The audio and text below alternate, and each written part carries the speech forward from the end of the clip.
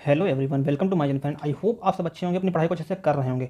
तो आज हम लोग देखने वाले हैं जो अपना टेस्ट चल रहा था उसका टेस्ट नंबर 3 देखने वाले हैं, जो आपका जो अपकमिंग एग्जाम होने वाला है, जो केजीएम में नर्सिंग ऑफिसर, और साथ ही साथ में जो यूपी पीसीएस का जो स्टाफ नर्स का एग्जाम होने वाला है, इसके लिए काफ़ी इंपॉर्टेंट रहने वाले क्वेश्चन है। तो फ्रेंड, अगर आप लोगों को वीडियो अच्छा लगे तो वीडियो को लाइक करें और चैनल को सब्सक्राइब, वीडियो को शेयर जरूर करें, और साथ ही साथ कमेंट भी करें। जो क्वेश्चन पूछे जाते हैं उनका कमेंट भी करें, उनका आंसर भी बताएं। तो देर ना करते हुए देखते हैं आज के कौन कौन से क्वेश्चन इंपॉर्टेंट है अपने। तो जो पहला क्वेश्चन अपना है, तो पहला क्वेश्चन है, एक रोगी को रिफेम्पिन या रिफांडिन लेना शुरू करना है। नर्स रोगी को इस दवा के बारे में सही प्रकार बताती है। तो ये जो रिफेम्पिन है, जिसको जो रिफांडिन कहा जाता है, तो इसको रोगी को शुरू करना है, तो नर्स जो है उसके बारे में क्या बताएगी। तो इसका तो करेक्ट ऑप्शन हो जाएगा, इसका ऑप्शन जो है फोर्थ करेक्ट हो जाएगा। नर्स जो बताएगी कि पसीने, मूत्र और मल का रंग जो है नारंगी हो सकता है, ये बताएगी। तो इसके बारे में देखते हैं। तो जैसा कि यहाँ पे दिया हुआ है, रिफैम्पसिन, जिसे रिफाम्पिन के रूप में भी जाना जाता है, यह एक एनासाइमाइसिस प्रतिजैविक है। इसका उपयोग जो है कई जीवाणु जनित संक्रमणों के उपचार के लिए किया जाता है। तो इस मेडिसिन का जो प्रयोग किया जाता है, जीवाणु जनित जो संक्रमण होते हैं या बैक्टीरियल इन्फेक्शन होते हैं, इनके लिए किया जाता है। तो जैसे यहाँ पे दिया हुआ है, जिसमें जो है 6 रोग जो 6 या टीबी जो होती है, ये भी जो है बैक्टीरियल डिजीज है। तो ये जो दवा का यूज किया जाता है, 6 रोग, माइक्रोबैक्टीरियम, एवियम कॉम्प्लेक्स, कुष्ठ रोग और लेजियोरोनस रोग सम्मिलित हैं। तो ये सारे रोगों के जो क्योर करने या इनका जो इलाज करने के लिए इसका प्रयोग किया जाता है। तो और आगे देखते हैं, रेफार्डिन जो है, रेफार्डिन 5 जो 300 mg जो कैप्सूल होता है, इस कैप्सूल को अन्य दवाओं के साथ मिला करके जो है जीवाणु संक्रमणों जैसे 6 रोग, जैसे टीबी भी कहा जाता है, के उपचार के लिए इसका प्रयोग किया जाता है। और अन्य दवाओं के साथ मिला करके इसका जो कुष्ठ रोग के उपचार में भी प्रयोग किया जाता है। साथ ही साथ जो ब्रुसोलोसिस जो होता है, इसके उपचार में भी इसका प्रयोग किया जाता है। तो आगे देखते हैं। तो आगे क्वेश्चन इंग्लिश में दिया हुआ है, तो इसके बारे में देख सकते हैं। तो देखते हैं इस क्वेश्चन के बारे में। एक client to be taken are rifampin, the nurse correctly teach the client this medication. तो नर्स जो है इसको टीच करेगी, किसी को क्या नर्स बताएगी। तो इसका करेक्ट ऑप्शन हो जाएगा option 4, will causes orange discoloration, sweats and urine is face. तो ये इसके बारे में मुझे नर्स बताएगी। नेक्स्ट क्वेश्चन देखते हैं। नेक्स्ट क्वेश्चन जो है, निम्नलिखित में से कौन सा पेप्टिक अल्सर रोग का सबसे सामान्य कारण है। तो पेप्टिक अल्सर का जो सामान्य कारण है कौन सा है, इसका करेक्ट ऑप्शन हो जाएगा, ये इसका ऑप्शन 4 करेक्ट हो जाएगा। एच पाइलोरी संक्रमण जो है, ये पेप्टिक अल्सर का जो सामान्य कारण बनता है। तो इसके बारे में देखते हैं। तो जो पेप्टिक अल्सर रोग जो है, यह आमाशय ग्रहणी या ग्रासिका की श्लेष्मा भित्ति का क्षरण है। ये जो आमाशय ग्रहणी जो श्लेष्मा भित्ति का ये क्षरण होता है, के स्थान के आधार पर इसे ग्रासिका व्रण या जठर व्रण और ग्रासिका व्रण भी कहा जाता है। और जो पेप्टिक अल्सर होता है, ये सबसे ज़्यादा जो देखा जाता है ग्रहणी में, सबसे ज़्यादा देखा जाता है। यहाँ पे जो ग्रहणी है, ग्रहणी को जो इंग्लिश में कहा जाता है ड्यूडेनम, इसको कहा जाता है। तो पेप्टिक अल्सर सबसे ज़्यादा देखा जाता है ग्रहणी में देखा जाता है। पेप्टिक अल्सर को जठर ग्रहणी या ग्रासिका व्रण या व्रण में भी वर्गीकृत किया जाता है। जठर व्रण या जठर व्रण आमाशय में कम वर्कता में पाइलोरस के निकट होता है। तो जो यहाँ पे जो ये जो जठर व्रण या जठर व्रण जो लिखा हुआ है, इसको जो कहा जाता है गैस्ट्रिक अल्सर कहा जाता है। और यहाँ पे जो ग्रहणी व्रण है, ग्रहणी व्रण जो है, इसको जो कहा जाता है ड्यूडेनम अल्सर कहा जाता है। तो ये जो है ग्रहणी व्रण की आमाशय की तुलना में ग्रहणी में होने की संभावना अधिक होती है। तो इसके जो है ड्यूडेनम अल्सर में होने की संभावना ज़्यादा होती है। ग्रासिका व्रण या ग्रासिका व्रण आमाशय में ग्रासिका में HCl के विसर्जित प्रवाह के परिणाम स्वरूप होता है। तो ये जो होता है, जो आमाशय में जो है HCl के प्रवाह के परिणाम स्वरूप ये होता है। आगे देखते हैं। तो यहाँ पे इंग्लिश में क्वेश्चन दिया हुआ है, which of the following is the most common causes of the peptic ulcer disease. तो इसका जो है एच पाइलोरी इन्फेक्शन हो, ये इसका मोस्ट कॉमन कॉजेस है। नेक्स्ट क्वेश्चन देखते हैं। नेक्स्ट क्वेश्चन जो है, किसी घर का दौरा करते समय एक स्वास्थ्यकर्मी के निम्न में से किसे छोड़कर शेष सभी कर्तव्य हैं। तो इसमें जो स्वास्थ्यकर्मी का कौन सा कर्तव्य नहीं है, इसके बारे में पूछा गया है। तो यहाँ जिसका ऑप्शन 4 करेक्ट हो जाएगा। जो उपचार या ट्रीटमेंट है, ये स्वास्थ्यकर्मी का कर्तव्य नहीं है। बाकी जो स्वास्थ्य शिक्षा या परामर्शदाता या सहयोगी, ये सारे जो है स्वास्थ्यकर्मी के कर्तव्य हैं। बाकी जो यहाँ ट्रीटमेंट उसका कर्तव्य नहीं है। तो इसके बारे में देखते हैं। तो देखते हैं, घर का दौरा सामुदायिक स्वास्थ्य सेवाओं के आवश्यक भागों में से एक है, क्योंकि ज़्यादातर लोग जो है घर में पाए जाते हैं, इसलिए घर का दौरा काफ़ी इंपॉर्टेंट है। घर का दौरा नर्सिंग सेवाओं और स्वास्थ्य परामर्श के लिए सामान्य रूप से व्यक्तियों, परिवारों और समुदाय की आवश्यकताओं को पूरा करता है। घर का दौरा सामुदायिक स्वास्थ्य सेवा का आधार माना जाता है। तो जो घर का दौरा होता है, यहाँ इससे जो है स्वास्थ्यकर्मी जो है लोगों के बारे में जानकारी इकट्ठा करता है कि उनमें कौन सी बीमारियाँ चल रही हैं या उनके कितने सदस्य, ये सारा जो है घर के दौरे में आता है। आगे देखते हैं। घर का दौरा एक परिवार नर्स संपर्क है, जो स्वास्थ्यकर्मी और आवश्यक नर्सिंग देखभाल और स्वास्थ्य संबंधी गतिविधियों को प्रदान करने के लिए घर और परिवार की स्थिति का आकलन करने के लिए अनुमति देता है। तो जैसा अभी बताया था, तो ये सब इसके लिए अनुमति देता है। तो जो इसका उद्देश्य क्या होता है, स्वास्थ्य सामाजिक, आर्थिक और सांस्कृतिक पहलुओं के संबंध में व्यक्तियों और परिवारों और समुदायों की आवश्यकताओं का पता लगाने के लिए जो है होम विजिट किया जाता है। तो ये इसका जो उद्देश्य है। नेक्स्ट क्वेश्चन देखते हैं। तो यहाँ पे इंग्लिश में क्वेश्चन दिया हुआ है, तो आप लोग इसको पढ़ लीजिए। तो इसका जो करेक्ट ऑप्शन हो जाएगा, ऑप्शन 4 करेक्ट हो जाएगा, ट्रीटमेंट। नेक्स्ट क्वेश्चन देखते हैं। नेक्स्ट क्वेश्चन जो है, CPR का सही अनुपात क्या है। तो CPR का जो सही अनुपात है, तो इसका जो करेक्ट ऑप्शन हो जाएगा, ऑप्शन 2 करेक्ट हो जाएगा। 30 कंप्रेशन और 2 श्वास जो है, इसका जो रेशियो होता है। तो यहाँ जो है 3 कंप्रेशन और 2 ब्रेथ जो है, इसका सही रेशियो है। तो इसके बारे में आगे देखते हैं। तो जो सीपीआर जो है कार्डियो पल्मोनरी पुनरुत्थान है, जिसे छाती का संपीड़न और कृत्रिम श्वास महत्वपूर्ण कदम है। तो ये जो जो जो छाती से जो है जो कृत्रिम तरीके से जो श्वास दिलाई जाते हैं उसका महत्वपूर्ण कदम है। सीपीआर जो है ये जो है जीवन रक्षक प्रक्रिया है। इसमें उत्तरजीविता श्रृंखला को बनाए रखने के लिए 6 चरण होते हैं। इसके जो चरण 6 होते हैं, और यहाँ पे जो इसका जो रेशियो होता है, ये जो रेशियो इसका होता है 30 कंप्रेशन होते हैं और 2 श्वास होती है। तो इसके संकेत देखते हैं। संकेत क्या होते हैं? बेहोशी होता है, वेंट्रिकुलर फाइब्रिलेशन जो इसका होता है, पल्सलेस वेंट्रिकुलर टेकीकार्डिया इसका होता है, पल्सलेस विद्युत गतिविधि जो होती है ये इसके संकेत होते हैं, और एसी स्टोल जो होता है ये इसका संकेत होता है। साथ ही साथ जो है पल्सलेस ब्रेडीकार्डिया ये भी इसका संकेत होता है। तो यहाँ पे क्वेश्चन इंग्लिश में दिया हुआ है, जो इसका रेशियो होता है, इसका करेक्ट ऑप्शन हो जाएगा, ऑप्शन 3 करेक्ट हो जाएगा। 30 कंप्रेशन और 2 ब्रेथ जो है इसका करेक्ट रेशियो है। नेक्स्ट क्वेश्चन देखते हैं। नेक्स्ट क्वेश्चन जो है 11 ग्राम पर लीटर के दूध प्रोटीन सांद्रता के आधार पर दुग्ध श्रावण के दौरान प्रोटीन के सेवन में अनुशंसित वृद्धि क्या कहलाती है? तो ये जो कहलाती है, ये जो वृद्धि होती है ये क्या है? तो यहाँ पे पूछा गया क्या है, तो इसका करेक्ट ऑप्शन हो जाएगा, ऑप्शन 3 हो जाएगा। ये जो होती है 15 ग्राम पर दिन होती है। तो इसके बारे में देखते हैं। आरडीए भारतीयों के लिए ऊर्जा, प्रोटीन, वसा और खनिज के लिए अनुशंसित आहार भत्ता है। तो जो आरडीए यहाँ पे है इसको जो कहा जाता है रिकमेंडेटेड डाइटरी अलाउंस इसको कहा जाता है। तो ये जो है जो भारतीयों में जो प्रोटीन, ऊर्जा और वसा के बारे में बताता है कि किनको कितना कितना ग्रहण करना चाहिए किस एज वाले ग्रुप को। तो इसका ये बताता है। तो इसे जो शुरू किया गया था 1997 में इसको शुरू किया गया था। आहार संदर्भ सेवन को DRI के रूप में भी जाना जाता है। जो आहार संदर्भ सेवन जो इसको DRI के रूप में जाना जाता है, और DRI को जो कहा जाता है डाइटरी रेफरेंस इंटेक इसको कहा जाता है। इसे जो है आरडीए की जो हेल्प करने के लिए बनाया गया था। जो DRI है इसको जो है आरडीए की हेल्प के लिए बनाया गया था, और इसे जो है 1998 से 2001 की अवधि के लिए प्रकाशित किया गया था। और साथ ही साथ इसमें जो है 2011 में जो है इसमें कैल्शियम और विटामिन डी के लिए इसको संशोधन किया गया था। मतलब इसमें जो 2011 में जो कैल्शियम और विटामिन डी को भी इसमें जोड़ दिया गया था। और आरडीए के अनुसार जो होता है, एक विशेष रूप से स्तनपान कराने वाली महिला के लिए जो अतिरिक्त ऊर्जा की आवश्यकता होती है वो लगभग जो होती है 670 किलो कैलोरी पर डे होती है। तो जो लैक्टेटिंग मदर होती हैं इनको जो एनर्जी की रिक्वायरमेंट होती है 670 kilo calorie per day requirement होती है। तो आगे देखते हैं। तो यहाँ पे क्वेश्चन इंग्लिश में दिया हुआ है, what is the recommended increment of protein intake during the lactating based on the milk protein concentration of 11 ग्राम पर लीटर। तो इसका जो करेक्ट ऑप्शन हो जाएगा 15 ग्राम पर डे हो जाएगा। नेक्स्ट क्वेश्चन देखते हैं। नेक्स्ट क्वेश्चन जो है, निम्नलिखित में से कौन सा जल का संयुग्मी क्षारक है? तो जल का संयुग्मी क्षारक कौन सा है? तो इसका करेक्ट ऑप्शन हो जाएगा ऑप्शन 3 हाइड्रोक्साइड जो है जल का संयुग्मी क्षारक होता है। तो इसके बारे में देखते हैं। तो यहाँ पे जो H2O दिया हुआ, H2O जो पानी को जो है H2O कहा जाता है। तो H2O के लिए संयुग्मी क्षारक हाइड्रोक्साइड आयन जो है OH है। तो ये जो पानी के लिए संयुग्मी क्षारक है ये हाइड्रोक्साइड जो है, और इसको जो OH नेगेटिव आयन कहा जाता है। जब हाइड्रोक्साइड आयन दूसरे जल या अणु के साथ अभिक्रिया करता है तो एक हाइड्रोजन आयन स्थानांतरित हो सकता है, जिसके परिणामस्वरूप एक जल का अणु और एक हाइड्रोक्साइड आयन का उत्पादन होता है। तो ये जो क्रिया करते हैं तो जो है एक हाइड्रोक्साइड आयन का उत्पादन होता है। इसीलिए जो जल का जो संयुग्मी क्षारक है OH नेगेटिव जो होता है, तो ये जो है जल का संयुग्मी क्षारक है, और OH नेगेटिव को जो कहा जाता है हाइड्रोक्साइड कहा जाता है। बाकी ये नीचे की लाइन इंपॉर्टेंट नहीं है, तो लेकिन आप लोग यहाँ पे क्वेश्चन का जवाब दीजिए। जो वाटर होता है इसका जो पानी का pH मान कितना होता है, इसके बारे में आप लोग कमेंट बॉक्स में बताइए। नेक्स्ट क्वेश्चन देखते हैं। तो यहाँ ये क्वेश्चन इंग्लिश में दिया हुआ है, तो इसका जो करेक्ट ऑप्शन हो जाएगा ऑप्शन 3 हाइड्रोक्साइड। नेक्स्ट क्वेश्चन देखते हैं। नेक्स्ट क्वेश्चन जो है, एक PHC में कुशल प्रसव देखभाल प्रदान करने के लिए मामलों को आदर्श रूप से डैश से पहले पंजीकृत किया जाना चाहिए। तो जो PHC में जो है जो प्रसव से पूर्व जो कोई भी मामला होता है उसको कब उसको रजिस्टर करना चाहिए, इसके बारे में पूछा गया है।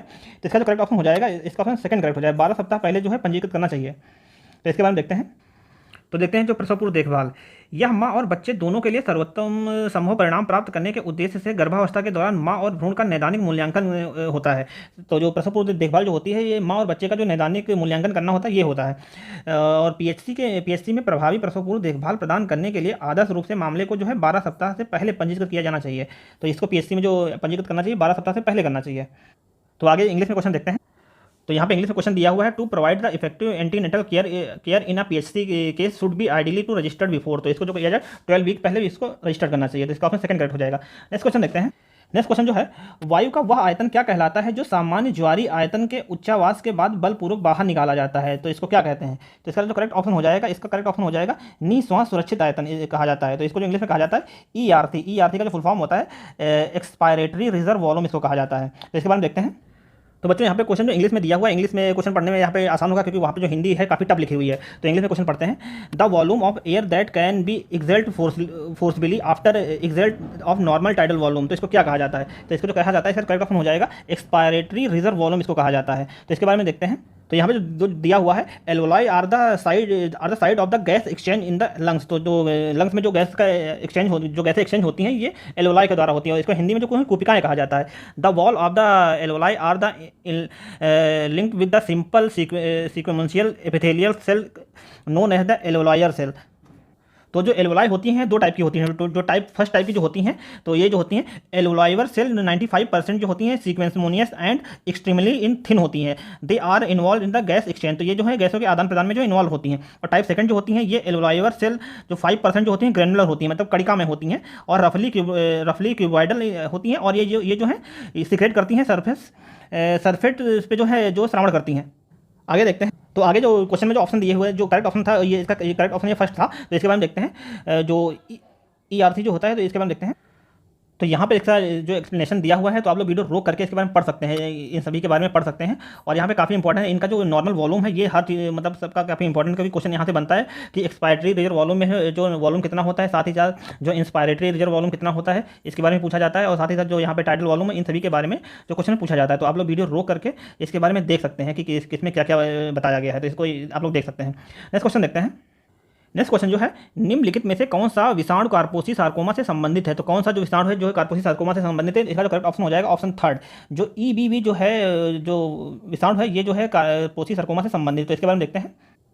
तो जो कार्पोसी सार्कोमा जो होता है इसको जो केस से डिनोट किया जाता है, यह एक कैंसरग्रस्त ट्यूमर है। यह आमतौर पर त्वचा, नाक, मुंह और जननांगों में कई स्थानों पर दिखाई देता है। तो ये जो है त्वचा, नाक और मुंह, जननांगों पर दिखाई देते हैं। कार्पोसी सार्कोमा के ट्यूमर जो है आमतौर पर पाद, पैरों या चेहरे पर दर्द रहित बैंगनी धब्बे के रूप में दिखाई देते हैं। और ये जो है घाव जननांग क्षेत्र, मुंह या लसिका ग्रंथियों में भी दिखाई देते हैं। तो ये जो है घाव जो होते हैं जननांग क्षेत्रों में अधिक दिखाई पड़ते हैं, साथ ही साथ जो चेहरे पर भी दिखाई देते हैं।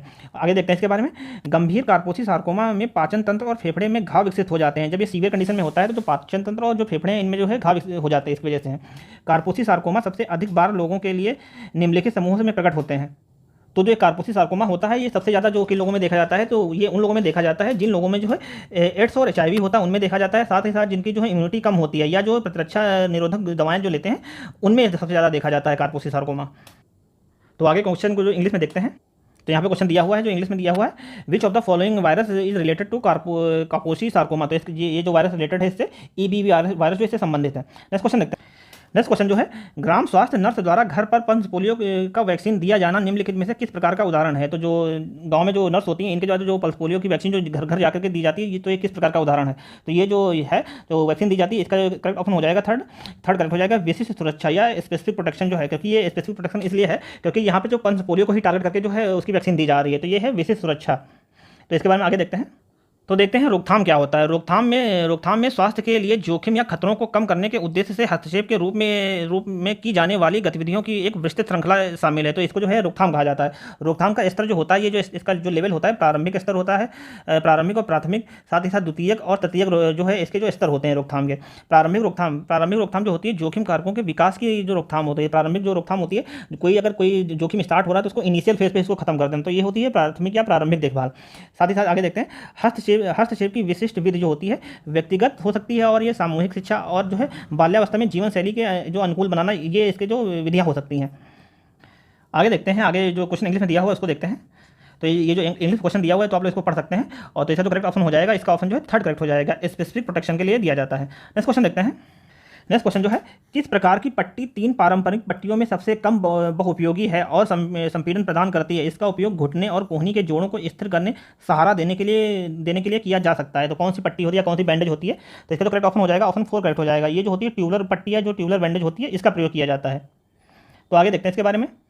तो जो पट्टियाँ होती हैं, पट्टी जो होती है, बैंडेज जो होती है, ये नर्म और शोषक पदार्थ से बनी होती हैं। इनके जो लाभ होते हैं, इसका सही उपयोग जो होता है चोट या घाव पर ड्रेसिंग करने में मदद करता है। साथ ही साथ पट्टी शरीर के एक भाग को स्थिर करने में मदद करती है। तो बैंडेज जो है ये शरीर के भाग को स्थिर करने में मदद करती है। साथ ही साथ जो है पट्टी चोट को सहारा देती है, पट्टी गुहाओं को ठीक करती है। साथ ही साथ जो ब्लड बहता है उसको भी रोकती है। तो इसका उपयोग देखते हैं। तो जो बैंडेज के जो उपयोग होते हैं वो इसके कई तरह के उपयोग होते हैं। जैसे बाह पर उभार होता है, वहाँ पे इसका प्रयोग किया जाता है। सिर पर चोट लगने पर या मोच लगे टकने पर, और साथ ही साथ रक्तस्राव या अस्थिभंग, इन सभी में इसका प्रयोग किया जाता है। तो यहाँ पे जो ये डिफरेंट टाइप के जो बैंडेज हैं इनके बारे में देखते हैं बाकी इसका जो करेक्ट ऑप्शन था, इसका जो था ट्यूबलर पट्टी, जो इसका करेक्ट ऑप्शन था। तो पहले देखते हैं ट्यूबलर पट्टी क्या होती है, इसके बारे में देखते हैं। जो ट्यूबलर बैंडेज है इसकी जो क्या खासियत है इसके बारे में देखते हैं। तो जो है इसका उपयोग जो होता है उंगलियों या पैर की उंगलियों में ड्रेसिंग करने के लिए किया जाता है। ये जो होता है सीवन हीन या फैब्रिक ट्यूब से बनी होती है। जो ये ट्यूबलर पट्टी होती है ये फैब्रिक ट्यूब से बनी होती है और इसे जो है घाव या चोट पर बांधने से पहले सही तरह से हाथ पे लगाना होता है। तो ये ट्यूबलर पट्टी के बारे में है। तो साथ ही साथ जो यहाँ पे जो दिया हुआ ट्रेंगुलर बैंडेज, जो ट्रेंगुलर बैंडेज है इसके बारे में देखते हैं। तो यह जो होता है यह एक मजबूत प्रकार के कपड़े से बनाई होती है। जो ये जो ट्रेंगुलर पट्टी होती है ये मजबूत प्रकार के कपड़े से बनी होती है और इसी के नाम के अनुसार इसका आकार भी तिकोना होता है। क्योंकि ये ट्रेंगुलर है तो जो ये पट्टी होती है ये तिकोने आकार की भी पट्टियाँ होती है। और ये त्रिकोण को जो है इसको जो कहा जाता है क्रावट या मोड़दार पट्टी इसको कहा जाता है। बाकी जो यहाँ पे ये जो रोलर बैंडेज है इसका जो प्रयोग किया जाता है इसे पट्टी को घाव के आसपास लगाया जाता है। तो रोलर बैंडेज होती है इसको जो है घाव के आसपास लगाया जाता है। साथ ही साथ जो इसका उपयोग चोट पर ड्रेसिंग करने के लिए किया जाता है। यह पट्टी दबाव डालकर रक्तस्राव को रोकने में, नियंत्रित करने में मदद करती है। और यह जो होती है यह कॉटन या कपास की बनी होती है। तो ये रोलर पट्टी जो होती है कपास की बनी होती है। और साथ ही साथ जो यहाँ पे गोलाकार पट्टी है ये जो है आकार में गोल होती है। तो जो इस क्वेश्चन का करेक्ट आंसर था, आप लोग इसको मत भूलिए, तो इसका करेक्ट आंसर था ये ट्यूबलर पट्टी का करेक्ट आंसर था। तो आगे देखते हैं नेक्स्ट क्वेश्चन। तो यहाँ पे क्वेश्चन जो इंग्लिश में है, वीडियो रोक करके आप लोग क्वेश्चन इंग्लिश में पढ़ सकते हैं। तो इसका करेक्ट ऑप्शन हो जाएगा ऑप्शन 4। नेक्स्ट क्वेश्चन देखते हैं। नेक्स्ट क्वेश्चन जो है, फ्लोरोसिस एक ऐसी स्थिति है जो पेयजल में डैश की मात्रा अधिक होने के कारण होती है। तो जो फ्लोरोसिस होता है ये जो पानी में किस चीज़ की मात्रा अधिक हो जाती है जिसके कारण होता है। तो यहाँ पे जो करेक्ट ऑप्शन हो जाएगा जो फ्लोराइड की मात्रा जो पानी में अधिक हो जाती है तो फ्लोरोसिस हो जाता है। तो इसके बारे में देखते हैं। तो जो फ्लोरोसिस होता है, फ्लोरोसिस एक ऐसी स्थिति होती है जो पेयजल में जो फ्लोराइड की मात्रा अधिक होने के कारण होती है। और जो ये दंत फ्लोरोसिस एक ऐसी स्थिति होती है जो दंत वलक की उपस्थिति का कारण बनती है। तो ये जो यहाँ पे जो है डेंटल फ्लोरोसिस जो होती है ये जो है दांत के इनेमल का जो है क्षरण करती है और इसकी वजह से दांतों का जो इनेमल होता है वो खत्म होने लगता है। आगे देखते हैं फ्लोराइड का स्तर जो कितना होना चाहिए पानी में, इसके बारे में देखते हैं। तो प्रति लीटर पेयजल में जो है फ्लोराइड का जो स्तर होना चाहिए, ये जो मतलब स्टैंडर्ड वैल्यू है ये 0.7 मिलीग्राम जो है फ्लोराइड होना चाहिए, लेकिन जो होता है इससे ज़्यादा है। तो जो इसकी जो रीडिंग कहाँ तक वैरी करती है, 0.7 से 1.2 मिलीग्राम पर लीटर की सीमा तक इसको प्रतिस्थापित करता है। आगे देखते हैं इसके बारे में क्या क्या और दिया हुआ है। तो इससे जो कौन सी आयु के बच्चे में ज़्यादा नुकसान होता है इसके बारे में यहाँ पे दिया हुआ है। तो जो आयु वर्ग जो होता है, आयु समूह जो 8 वर्ष और इससे कम आयु के दांत बन के वर्षों के दौरान होता है। जब बच्चे छोटे होते हैं, जब दांतों का निर्माण हो ही रहा होता है उस टाइम जो है ये ज़्यादा बच्चों में देखा जाता है। तो इसके जो संकेत और लक्षण क्या क्या होते हैं, हल्का विवर्णन होता है, फीता सफ़ेद अंकन होता है, पीले से गहरे भूरे रंग के धब्बे हो जाते हैं दांतों पे, दांतों की सतह में अनियमितता आ जाती है, साथ ही साथ जो है दांतों पे अत्यधिक प्रत्यक्ष गड्ढे दिखाई देते हैं। तो ये सारे लक्षण जो होते हैं फ्लोरोसिस के सारे लक्षण होते हैं। तो इंग्लिश में क्वेश्चन देखते हैं, इंग्लिश में क्वेश्चन दिया होगा उसके बाद देखते हैं। तो आप लोग इसको पढ़ सकते हैं। तो यहाँ इसका करेक्ट ऑप्शन हो जाएगा फ्लोराइड। नेक्स्ट क्वेश्चन देखते हैं। नेक्स्ट क्वेश्चन देखते हैं, निम्नलिखित में से कौन सा एड्स के लिए पुष्टिकारक परीक्षण है। तो एड्स की पुष्टि करने के लिए कौन सा परीक्षण जो है ये है उसके में पूछा गया है। तो यहाँ पे इसका करेक्ट ऑप्शन हो जाएगा, इसका करेक्ट ऑप्शन जो है सेकंड हो जाएगा। ये जो होता है वेस्टर्न ब्लॉट टेस्ट जो है, ये वेस्टर्न ब्लॉट टेस्ट जो है ये इसके लिए माना गया है एड्स की जाँच के लिए। तो साथ ही साथ यहाँ पे जो ऑप्शन थर्ड जो देखिए, ऑप्शन जो थर्ड जो है जो एलिसा टेस्ट है ये भी दिया हुआ। तो ये भी जो है एड्स की जांच के लिए किया जाता है, लेकिन जो है सबसे बेस्ट जो माना गया है वो वेस्टर्न ब्लॉट टेस्ट जो है वो बेस्ट माना गया। अगर ऑप्शन में दोनों आते हैं, ऑप्शन में अगर दोनों आते हैं तो आप लोग इसको टिक करेंगे, क्योंकि ये जो है ये एक्यूरेट रीडिंग देता है, साथ ही साथ और भी प्रॉब्लम बताता है। और एलिसा जो है अगर ये वेस्टर्न ब्लॉट नहीं दिया है तब वहाँ पर करेक्ट होगा। बाकी यहाँ पे जो करेक्ट ऑप्शन है ऑप्शन सेकंड करेक्ट है। तो इसके बारे में देखते हैं। तो यहाँ पे जो HIV है, HIV जो है ह्यूमन इम्यूनोडिफिशियेंसी वायरस है, या एक वायरस है जो कोशिकाओं पर हमला करता है और शरीर को संक्रमण से लड़ने में मदद करता है और इससे व्यक्ति अन्य संक्रमणों तथा रोगों के प्रति अधिक संवेदनशील हो जाता है। तो जब इनकी जो HIV जो ये ह्यूमन इम्यूनोडिफिशियेंसी वायरस की जब कमी हो जाती है तब जो है बॉडी में विभिन्न प्रकार की जो बीमारियाँ होने लगती हैं। तो आगे देखते हैं, यह HIV से पीड़ित व्यक्ति में कुछ शारीरिक तरल पदार्थ के संपर्क में आने से फैलता है और यह आमतौर पर असुरक्षित यौन संबंध के दौरान HIV रोकने या उसका उपचार करने के लिए दवाओं के बिना जो सेक्स किया जाता है, इसे इंजेक्शन या दवा का उपकरण का साझा करने के माध्यम से फैलता है। तो आगे जो दिया हुआ है, यदि इसका उपचार नहीं किया जाए तो जो HIV रोग जो है एड्स का कारण बनता है। जो मतलब HIV जो होता है इसका उपचार ना किया जाए तो आगे चल के जो HIV जिसके होता है उसके एड्स होने के चांस होते हैं। तो अगर इसका उपचार नहीं किया जाता तो एड्स हो सकता है। आगे देखते हैं इसके एड्स HIV संक्रमण का अंतिम चरण होता है। तो जो एड्स होता है ये HIV का जो है अंतिम चरण होता है और यह तब होता है जब वायरस के कारण शरीर का प्रतिरक्षा तंत्र बुरी तरह से क्षतिग्रस्त हो जाता है। यह तब होता है, माना जाता है कि HIV से पीड़ित व्यक्ति को एड्स हो गया है तब। तो जैसा यहाँ पे बताया गया है, जब जो रोगी की इम्यूनिटी काफ़ी कमज़ोर हो जाती है तो माना जाता है कि जो HIV से पीड़ित व्यक्ति था उसको एड्स हो गया है, तो तब ये माना जाता है। आगे देखते हैं इसके बारे में। तो आगे यहाँ पे क्वेश्चन इंग्लिश में दिया हुआ है तो आप लोग देख सकते हैं। तो ये जो है वेस्टर्न ब्लॉट टेस्ट जो है ये किया जाता है इसके लिए। तो ये टेस्ट जो है ये कन्फर्मेशन के लिए किया जाता है। नेक्स्ट क्वेश्चन देखते हैं। नेक्स्ट क्वेश्चन जो है, सजगताएं जो लगभग 6 से 9 महीने में प्रकट होती हैं और उसके बाद बना रहता है, तो कौन सी सजगताएं हैं जो 6 से 9 महीने में प्रकट होती हैं और बाद में बनी रहती हैं? तो इसका जो करेक्ट ऑप्शन हो जाएगा, ऑप्शन सेकंड करेक्ट हो जाएगा, जो पैराशूट रिफ्लेक्शन होते हैं ये होते हैं। तो इसके बारे में देखते हैं। तो यहाँ पे जो पैराशूट रिफ्लेक्शन है इसके बारे में देखते हैं। रिफ्लेक्शन लगभग 6 से 9 महीने में दिखाई देता है और उसके बाद बना रहता है। बच्चों को उदर निलंबन में पकड़कर और अचानक उसे सोफे पर लेटा दिया जाता है और हथियार संरचनात्मक प्रक्रियाएं के रूप में विस्तारित होता है। साथ ही साथ आगे देखते हैं। तो आगे देखते हैं, आगे जो दिया हुआ था, जो चूषण रिफ्लेक्शन दिया था, इसके बारे में देखते हैं। यह जो है अनैच्छिक हरकतें जो या तो अनायास होती हैं या विभिन्न क्रियाओं की प्रतिक्रिया के रूप में होती हैं, तो इसको जो कहा जाता है चूषण रिफ्लेक्शन इसको कहा जाता है। आगे जो मोरो रिफ्लेक्शन है इसके बारे में देखते हैं। यह शरीर के संतुलन में अचानक व्यवधान या अत्यधिक अचानक उत्तेजना के खिलाफ एक अनैच्छिक सुरक्षात्मक मोटर प्रक्रिया है। आगे जो है यहाँ पे जो पॉल्मर ग्रेव्स रिफ्लेक्शन था इसके हम देखते हैं। यह एक नवजात शिशु में मौजूद यांत्रिक उत्तेजना के लिए एक आदिम पूर्वाभास अनैच्छिक प्रक्रिया है। तो ये सारे इसके बारे में आप लोग पढ़ लीजिए। और तो आगे देखते हैं। तो यहाँ पे इंग्लिश में क्वेश्चन दिया हुआ है, the reflection that appear about the 6 to 9 month and persisted thereafter. तो ये जो है पैराशूट रिफ्लेक्शन है, तो इसका ऑप्शन सेकंड करेक्ट हो जाएगा। नेक्स्ट क्वेश्चन देखते हैं।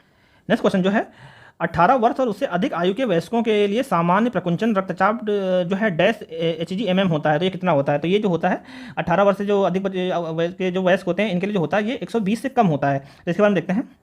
तो ये जो यहाँ पे जो प्रकुंचन रक्तचाप है इसको जो कहा जाता है नॉर्मल सिस्टोलिक ब्लड प्रेशर इसको कहा जाता है। तो ये सामान्य जो सिस्टोलिक ब्लड प्रेशर जो होता है 18 वर्ष से अधिक के जो वयस्क होते हैं इनमें जो होता है ये 120 से कम होता है। और जो ब्लड प्रेशर जो BP जो काउंट किया जाता है जो उसका नॉर्मल जो होता है 120/80 होता है। तो इसके बारे में आगे देखते हैं। तो देखते हैं, सामान्य रक्तचाप जो होता है 120/80 जो mmHg होता है, यह रक्त द्वारा रक्त वाहिकाओं के माध्यम से बहने पर लगाए जाने वाला दाब होता है। तो ये जो BP होता है, ये जो जब ब्लड जो वेसल में बहता है तो जो ब्लड जो वेसल की दीवारों पर जो प्रेशर मारता है वो होता है। और ये जो सिस्टोलिक डायस्टोलिक दो प्रकार का होता है। तो यहाँ इसी के बारे में लिखा हुआ है, ये जो है प्रकुंचन दाब है इसको जो कहा जाता है सिस्टोलिक प्रेशर कहा जाता है। ये जो होता है आपकी धमनियों में दाब को इंगित करता है। जब आपका हृदय का स्पंदन करता है और यह रक्त को पंप करता है तब ये होता है सिस्टोलिक प्रेशर। आगे जो लिखा हुआ है जो अनुशीतलन या दाब इसको जो कहा जाता है डायस्टोलिक प्रेशर इसको कहा जाता है। तो इसके बारे में देखते हैं। जो अनुशीतलन या डायस्टोलिक प्रेशर जो होता है यह आपके हृदय स्पंदों के बीच आपकी धमनियों में दाब का रीडिंग होती है। तो ये इसकी रीडिंग होती है। आगे देखते हैं, BP मापने के लिए आवश्यक उपकरण जो होता है स्पेग्मोमैनोमीटर होता है। तो जो BP जिससे मेजर किया जाता है वो ये जो होता है स्पेग्मोमैनोमीटर होता है। आगे देखते हैं इसके बारे में।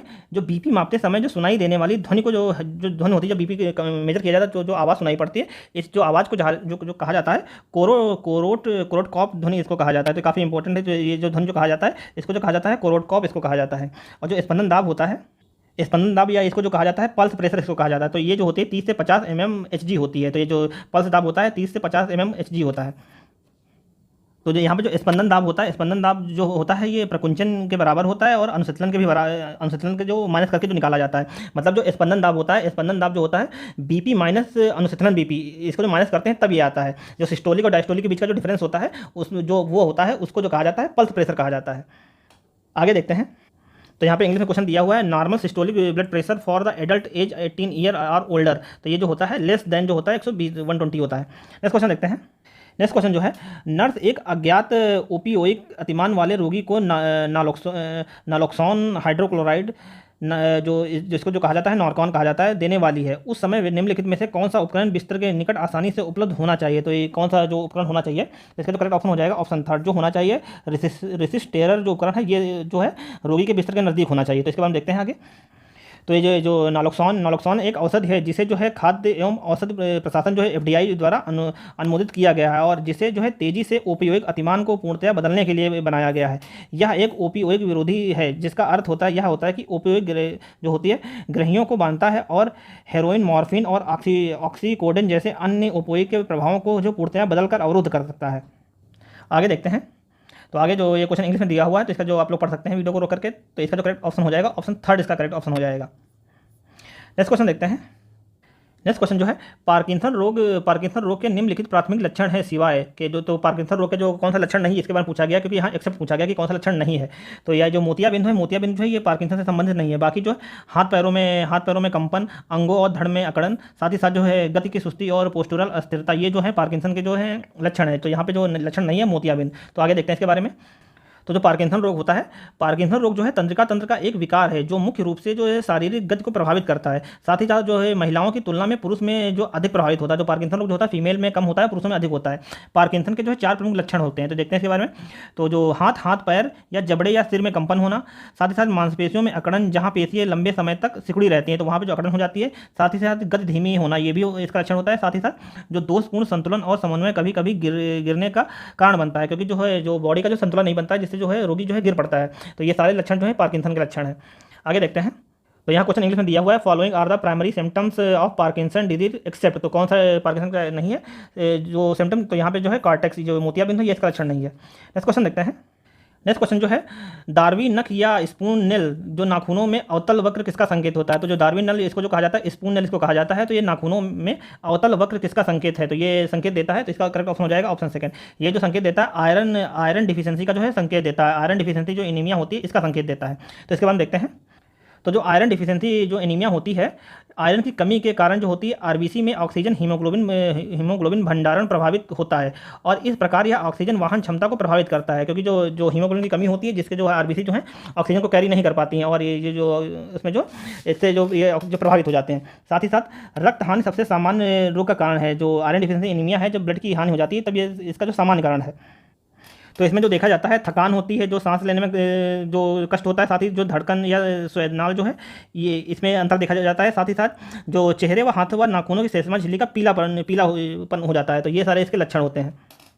आगे देखते हैं इसके बारे में। जो दार्वी नख है, जिसे जो है स्पून नेल के रूप में भी जाना जाता है, यह एक नाखून रोग है जो अल्पवर्णीय अर्कता या विशेष रूप से जो आयरन डिफिशियंसी एनीमिया होती है इसका संकेत हो सकता है। आगे जो दिया हुआ है, यह असामान्य रूप से पतले नाखूनों को संदर्भित करता है जो अपनी उतलता खो चुके होते हैं या जो है सपाट या आकार में अवतल भी हो गए हैं।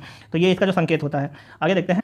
साथ ही साथ जो आयरन डिफिशियंसी एनीमिया होती है इसमें जो है आपके मुंह के कोनों में दरारें हो जाती हैं। साथ ही साथ जीभ में दर्द होता है और दर्द महसूस होता है। तो ये सारे जो इसके लक्षण होते हैं। नेक्स्ट क्वेश्चन देखते हैं। तो यहाँ पे क्वेश्चन इंग्लिश में दिया हुआ है, the concave curve of the spoon nail is a sign of which of the following. तो ये जो होता है आयरन डिफिशियंसी एनीमिया का जो है लक्षण होता है। नेक्स्ट क्वेश्चन देखते हैं।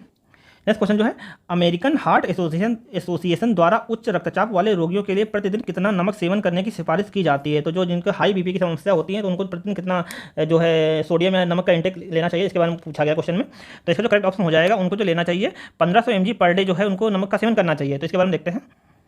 तो जो उच्च रक्तदाब या हाई बीपी जो होता है इसको जो है कहा जाता है साइलेंट किलर भी इसको कहा जाता है। और अमेरिकन हार्ट एसोसिएशन सामान्य व्यक्ति के लिए जो प्रतिदिन जो नमक का सेवन जो होता है ये 2300 मिलीग्राम से अधिक की सलाह नहीं देता है। मतलब जो सामान्य रूप से जो स्वस्थ व्यक्ति है उसको जो है 2300 मिलीग्राम से अधिक नमक का सेवन नहीं करना चाहिए।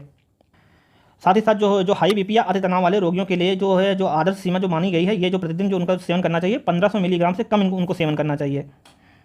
और साथ ही साथ जो हाई बीपी वाले जो पेशेंट होते हैं उनको अगर एक दिन में 1000 मिलीग्राम तक सोडियम का स्तर कम करने में रक्तदाब और हृदय स्वास्थ्य को सुधारा जा सकता है। अगर वो जो है डेली जो 1000 मिलीग्राम जो नमक का सेवन करते हैं और करते रहते हैं कंटिन्यू लंबे समय तक, तो जो उनके स्वास्थ्य में जो है वृद्धि देखी जाती है, उनका जो स्वास्थ्य सही होने की संभावना ज़्यादा होती है।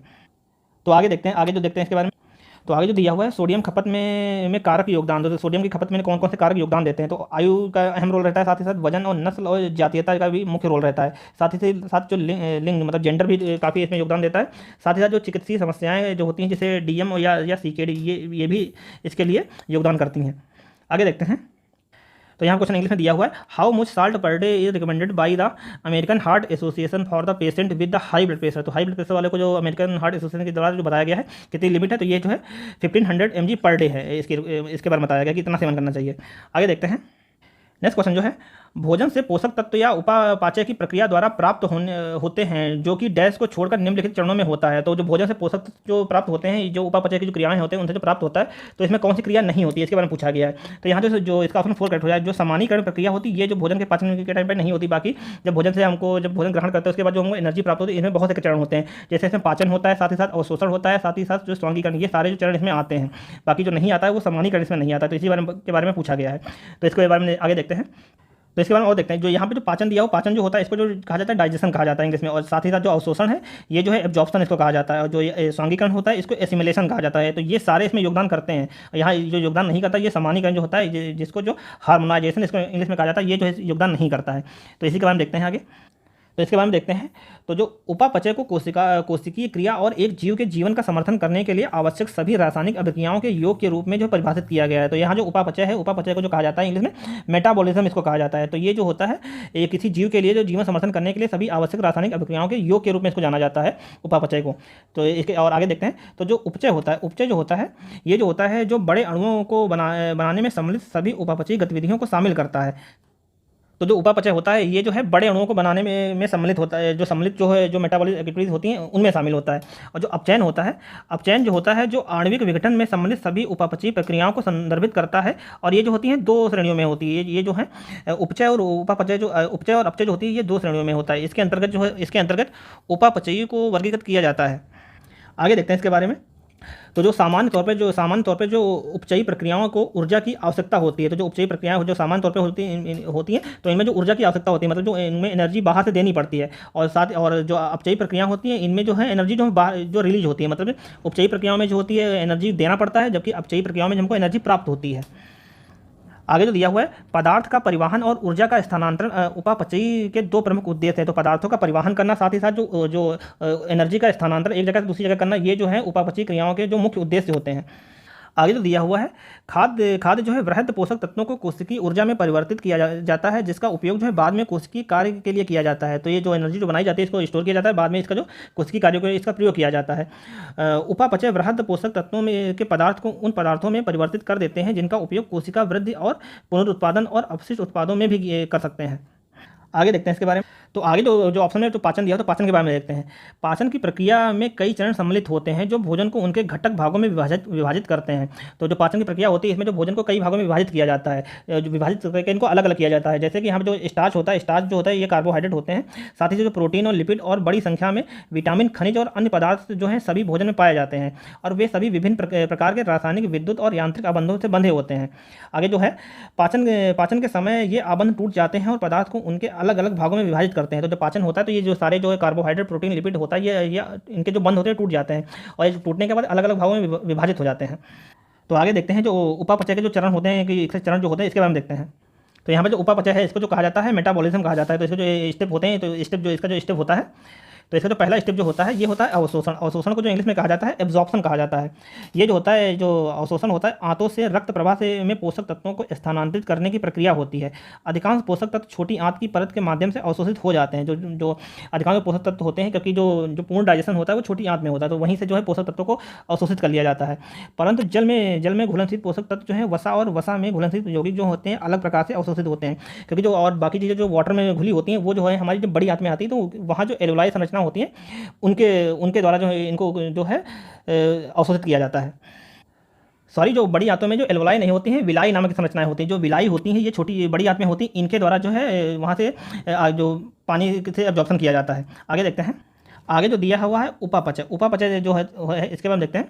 उपापचय पोषक तत्वों को ऐसे रूपों में परिवर्तित करता है जिनका उपयोग किया जा सकता है, और साथ ही साथ और उन रूपों में भी जो शरीर से निकाले जाते हैं या उत्सर्जित किए जाते हैं। तो इसको जो कहा जाता है उपापचय कहा जाता है। आगे जो है स्वांगीकरण या एसिमिलेशन इसको कहा जाता है। स्वांगीकरण एक जीव के पोषक तत्व के भाग के रूप में भोजन में विटामिन, खनिजों और अन्य रसायनों के अवशोषण की प्रक्रिया है। तो ये सारे स्टेप इसमें हैं। तो आप लोग एक बार इनको सबको फिर से एक बार पढ़ लीजिए और समझ लीजिए। आगे नेक्स्ट क्वेश्चन देखते हैं। तो यहाँ पे जो क्वेश्चन इंग्लिश में दिया हुआ है, तो इंग्लिश में इसका जो करेक्ट ऑप्शन हो जाएगा हार्मोनाइजेशन जो है ये इसका पार्ट नहीं है। नेक्स्ट क्वेश्चन देखते हैं। नेक्स्ट क्वेश्चन जो है, निम्नलिखित में से कौन सा विषाणु जठर शोथ का रोग कारक का जीव नहीं है। तो निम्नलिखित में से जो कौन सा जो वायरस है जो जठर शोथ का रोग कारक जीव नहीं है। तो यहाँ पर करेक्ट ऑप्शन हो जाएगा जो पेपो वायरस जो है, पेपो वायरस इसका करेक्ट ऑप्शन हो जाएगा। बाकी जो है यहाँ पे रोटा वायरस और नोरो वायरस और एस्ट्रो वायरस जो है ये सारे जो है जठर शोथ के लिए जिम्मेदार होते हैं। तो यहाँ जो पेपो वायरस जो है ये इसके लिए जिम्मेदार नहीं है। तो इसी के बारे में देखते हैं। तो यहाँ पे जो जठर शोथ है, जठर शोथ को जो इंग्लिश में जो कहा जाता है गैस्ट्राइटिस कहा जाता है। तो जो जठर शोथ आमाशय और आंतों के अस्तर की सूजन है। तो ये जो आमाशय और आंतों में सूजन हो जाती है, ये इसको जो कहा जाता है जठर शोथ कहा जाता है। इसका मुख्य लक्षण उल्टी और अतिसार है। यह कभी कभी नेजड़ी का भी कारण बन सकता है और यह गंभीर लक्षण उत्पन्न करता है। आगे देखते हैं इसका कारण क्या है। तो कारण जो है विषाणु जनित जठर शोथ सबसे सामान्य प्रकार का है। यह जो है नोरो वायरस और रोटा वायरस सहित कई अलग अलग विषाणु के कारण से हो सकता है। तो ये जो है ये नोरो वायरस और रोटा वायरस सहित कई अलग अलग जो वायरस होते हैं इनके कारण भी हो सकता है जठर शोथ। आगे जो दिया हुआ है, जब जठरशोथ विषाणु, जीवाणु, परजीवी या रसायनों से दूषित खाद्य पदार्थ या पेय पदार्थों के सेवन के कारण होता है तो इसे फूड पॉइजनिंग भी कहा जाता है। साथ ही साथ जो जठरशोथ का कारण बनने वाले विषाणु, जीवाणु और परजीवी भी एक व्यक्ति से दूसरे व्यक्ति में फैल सकते हैं। लोग संक्रमित हो जाते हैं जब वे किसी ऐसी चीज़ को छूते हैं जिस पर कीटाणु होते हैं और फिर वो अपनी आंखों या मुंह को, नाक को छू लेते हैं। जैसे कि अगर कोई व्यक्ति कोई चीज़ संक्रमित है, उसको छू लेता है, उसके बाद अपना मुंह और नाक छूता है, तो उससे जो है बीमारी उस व्यक्ति में पहुंचने के चांस काफ़ी ज़्यादा होते हैं। तो इसके बारे में बताया गया है। आगे देखते हैं जठरशोथ के निम्नलिखित लक्षण कौन कौन से हैं। तो इसके जो लक्षण होते हैं, अतिसार, उदर में दर्द या ऐंठन, मितली, उल्टी या हल्का बुखार, ये सारे जो इसके लक्षण होते हैं। आगे देखते हैं, तो यहाँ पे इंग्लिश में क्वेश्चन दिया हुआ है, which of the following virus is not a causative organism to gastritis. तो इसका जो करेक्ट ऑप्शन हो जाएगा, ऑप्शन 4 करेक्ट हो जाएगा, पेपोवा वायरस। तो फ्रेंड्स, ये थे आज के वीडियो में इंपॉर्टेंट क्वेश्चन। तो फ्रेंड, अगर आप लोगों ने वीडियो यहाँ तक देखी है तो वीडियो को लाइक करें और चैनल को सब्सक्राइब और शेयर करें अगर वीडियो अच्छी लगी हो। और तो मिलते हैं नेक्स्ट वीडियो में, तब तक के लिए धन्यवाद, जय हिंद।